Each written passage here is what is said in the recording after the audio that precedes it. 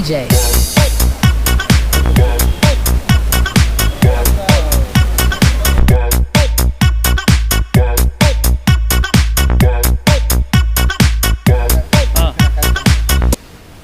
ಇವತ್ತೇನು ಕರ್ನಾಟಕ ಪರ ಸಂಘಟನೆಗಳ ಒಕ್ಕೂಟ ಎಲ್ಲ ಸಂಘಟನೆಗಳು ಎಲ್ಲ ರಾಜ್ಯಾಧ್ಯಕ್ಷರ ಸಮ್ಮುಖದಲ್ಲಿ ಮತ್ತು ರಾಜ್ಯ ಪದಾಧಿಕಾರಿಗಳು, ಜಿಲ್ಲಾ ಪದಾಧಿಕಾರಿಗಳು, ತಾಲೂಕು ಪದಾಧಿಕಾರಿಗಳು, ಹೋಬಳಿ ಪದಾಧಿಕಾರಿಗಳು ಎಲ್ಲರ ಒಂದು ಸಮ್ಮುಖದಲ್ಲಿ ಇವತ್ತು ಏನು ಸಭೆಯನ್ನು ಕರೆದಿತ್ತು, ರಾಜ್ಯ ಕಾರ್ಯಕಾರಿಣಿ ಸಭೆ. ಇದು ಪ್ರತಿ ವರ್ಷ ಮತ್ತು ಒಂದು 3 ತಿಂಗಳು 4 ತಿಂಗಳಿಗೆ ಪ್ರತಿ ತಿಂಗಳು ಕರೆಯೋ ರೀತಿಯಲ್ಲೇ ಈ ರೀತಿಯೂ ಇವತ್ತು ಕೂಡ ಕರೆದಿತ್ತು. ಮುಂದೆ ಯಾವ ರೀತಿಯಲ್ಲಿ ಹೋರಾಟದ ದಿಕ್ಸೂಚಿ ಇರಬೇಕು, ಯಾವ ರೀತಿಯಾದಂಥ ಹೋರಾಟಗಳನ್ನು ಮಾಡಬೇಕು, ಯಾವ ರೀತಿಯಾದಂಥ ನಾಡು, ನೆಲ, ನುಡಿ, ಜಲ, ಭಾಷೆ ಈ ರೀತಿಯಾಗಿ ಯಾವ ರೀತಿಯಾಗಿ ನಾವು ಮುಂದೆ ಹೆಜ್ಜೆ ನೀಡಬೇಕು, ಮತ್ತು ಮುಂದೆ ಯಾವ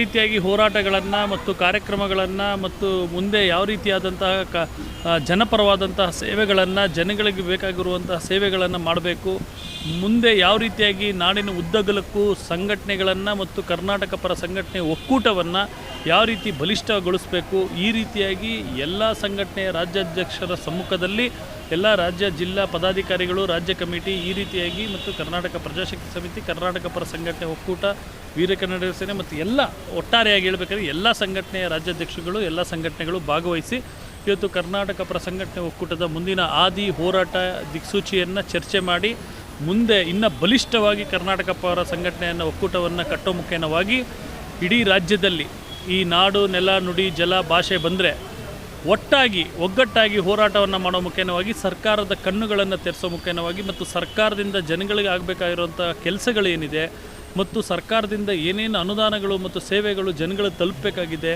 ಮತ್ತು ಗಡಿಭಾಗದ ಕನ್ನಡಿಗರ ರಕ್ಷಣೆ ಯಾವ ರೀತಿ ಆಗಬೇಕಾಗಿದೆ ಮತ್ತು ಮಹದಾಯಿ ಯೋಜನೆಯನ್ನು ತಕ್ಷಣದಲ್ಲಿ ಜಾರಿಗೊಳಿಸೋದಕ್ಕೆ ಏನು ಕ್ರಮವನ್ನು ಸರ್ಕಾರ ಕೈಗೊಳ್ಳಬೇಕಾಗಿದೆ ಮತ್ತು ಮೇಕೆದಾಟು ಯೋಜನೆಯನ್ನು ಜಾರಿಗೊಳಿಸೋದಕ್ಕೆ ಏನು ಕ್ರಮವನ್ನು ಕೈಗೊಳ್ಳಬೇಕು ಮತ್ತು ಗಡಿಭಾಗದಲ್ಲಿರುವಂತಹ ಸರ್ಕಾರಿ ಶಾಲೆಗಳನ್ನಾಗಿರ್ಬೋದು, ಗಡಿಭಾಗದಲ್ಲಿರುವಂಥ ಕನ್ನಡಿಗರ ಉಳಿವಿಗಾಗಿ ಮತ್ತು ಅವರ ಉದ್ಯೋಗಕ್ಕಾಗಿ ಈ ರೀತಿಯಾಗಿ ಶಿಕ್ಷಣದ ವಿಚಾರದಲ್ಲಿರ್ಬೋದು ಮತ್ತು ಉದ್ಯೋಗದ ವಿಚಾರದಲ್ಲಿರ್ಬೋದು ಈ ರೀತಿ 10 ಹಲವು ಕಾರ್ಯಕ್ರಮಗಳನ್ನು ಮತ್ತು ಕನ್ನಡವನ್ನು ಪ್ರತಿಯೊಂದು ಇಲಾಖೆಗಳಲ್ಲಿ, ಅದು ಸರ್ಕಾರ ಇರ್ಬೋದು, ಸರ್ಕಾರೇತರ ಸಂಸ್ಥೆಗಳಲ್ಲಿ ಯಾವ ರೀತಿಯಾಗಿ ಕಟ್ಟುನಿಟ್ಟಾಗಿ ತರಬೇಕು ಮತ್ತು ಅದನ್ನು ಜಾರಿಗೆ ಗೊಳಿಸ್ಬೇಕು ಸರ್ಕಾರದವರು ಅನ್ನೋ ನಿಟ್ಟಿನಲ್ಲಿ ಈ ರೀತಿ ವಿವಿಧ ಬಗೆಯಾದಂತಹ ಚರ್ಚೆಗಳನ್ನು ಮಾಡಿ ಇದಕ್ಕೆ ಯಾವ ರೀತಿ ಅಂತ್ಯಗಳನ್ನು ಮಾಡಬೇಕು, ಯಾವ ರೀತಿ ಇದಕ್ಕೆ ಚಾಲನೆಯನ್ನು ನೀಡಬೇಕು ಅಂತ ಹೇಳಿ ಎಲ್ಲರ ಒಂದು ಸಮ್ಮುಖದಲ್ಲಿ ಎಲ್ಲರ ಒಂದು ಭಾವನೆಗಳನ್ನು, ಎಲ್ಲರ ಒಂದು ಸಲಹೆಗಳ ಮೇರೆಗೆ ಈ ಒಂದು ಸಭೆಯನ್ನು, ರಾಜ್ಯ ಕಾರ್ಯಕಾರಿಣಿ ಸಭೆಯನ್ನು ಕರ್ನಾಟಕ ಪರ ಸಂಘಟನೆ ಒಕ್ಕೂಟ ಕರೆದಿತ್ತು.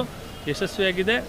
ಮುಂದೆ ಇನ್ನೂ ಅದ್ಭುತವಾದಂಥ ಹೋರಾಟಗಳನ್ನು ಮತ್ತು ನಾಡಿನ ಸೇವೆಯನ್ನು ಮಾಡೋ ಮುಖ್ಯವಾಗಿ ಕರ್ನಾಟಕ ಪರ ಸಂಘಟನೆಗಳ ಒಕ್ಕೂಟ ಸದಾಕಾಲ ನಾಡು, ನೆಲ, ನುಡಿ, ಜಲ, ಭಾಷೆಗೆ ಸದಾಕಾಲವಾಗಿ ಎಲ್ಲರೂ ಸಿದ್ಧರಾಗಿರ್ತೀವಿ ಅಂತ ಈ ಮುಖಾಂತರ ಹೇಳಕ್ಕೆ ಇಚ್ಛೆ ಪಡ್ತೀವಿ. ಹೌದು ನೋಡಿ, ಇವತ್ತೇನಾಗಿದೆ ಅಂದರೆ ತೆರಿಗೆ ಹಣ ಇವತ್ತು GST ನಮ್ಮ ನಾಡಿಗೆ 36,000 ಕೋಟಿ ಬರಬೇಕು.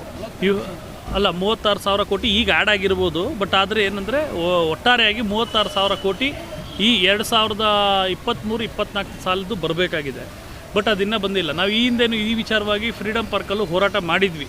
ತೆರಿಗೆ ಹಣವನ್ನು ಯಾಕೆ ನಮಗೆ ಕೊಡ್ತಾ ಇಲ್ಲ ಕೇಂದ್ರ ಸರ್ಕಾರದವರು, ಯಾಕೆ ನಮ್ಮ ನಾಡಿಗೆ ತಾರತಮ್ಯವನ್ನು ಮಾಡ್ತಾ ಇದೆ? ಯಾಕಂದರೆ ಬೇರೆ ರಾಜ್ಯಕ್ಕೆಲ್ಲ ಅವ್ರದ್ದಲ್ಲಿ ಅಧಿಕಾರನೂ ಕೊಟ್ಟಿಲ್ಲ, ಎಂಥದ್ದು ಇಲ್ಲ. ಅಂಥ ಜಾಗಗಳಲ್ಲೆಲ್ಲ ಅವರು ಕೇಳದೇ ಇದ್ರೂ ಜಾಸ್ತಿನೇ ಕೊಡ್ತಾ ಇದ್ದಾರೆ. ಆದರೆ ನಮಗೆ ಮಾತ್ರ ನಾಡಿಗೆ ಅದು ಈ ಸರ್ಕಾರ ಆ ಸರ್ಕಾರ ಅಂತಲ್ಲ, ಯಾವ ಸರ್ಕಾರ ಬಂದರೂ ನಮಗೆ ಅದೇ ಪ್ರಾಬ್ಲಮ್. ಕರ್ನಾಟಕರಿಗೆ ಏನು ತೊಂದರೆ ಅಂದರೆ ಅದು ರಾಜ್ಯ ಸರ್ಕಾರ ಇರಲಿ, ಕೇಂದ್ರ ಸರ್ಕಾರ ಇರಲಿ, ಯಾವುದೇ ಪಕ್ಷದವ್ರು ಬಂದ್ರೂ ಯಾವತ್ತೂ ಕೂಡ ಈ ನಾಡಿಗೆಸ್ಕರವಾಗಿ ಪ್ರಾಮಾಣಿಕವಾಗಿ ಕೆಲಸ ಮಾಡೇ ಇಲ್ಲ. ಹಾಗಾಗಿ ಈ ವಿಚಾರದಲ್ಲೂ ಕೂಡ ಕರ್ನಾಟಕ ಪರ ಸಂಘಟನೆಗಳು ಒಕ್ಕೂಟ ಇನ್ನೂ ಉಗ್ರವಾದ ಹೋರಾಟವನ್ನು ಮಾಡೋ ಮುಖೇನವಾಗಿ ಕೇಂದ್ರದಿಂದ ಅನುದಾನ ಏನು ನಮ್ಮ ರಾಜ್ಯಕ್ಕೆ ಬರಬೇಕು ತೆರಿಗೆಯನ್ನು GST ಅದನ್ನು ತರೋ ನಿಟ್ಟಿನಲ್ಲೂ ಕೂಡ ನಾವು ಕ್ರಮವನ್ನು ಕೈಗೊಳ್ತೀವಿ.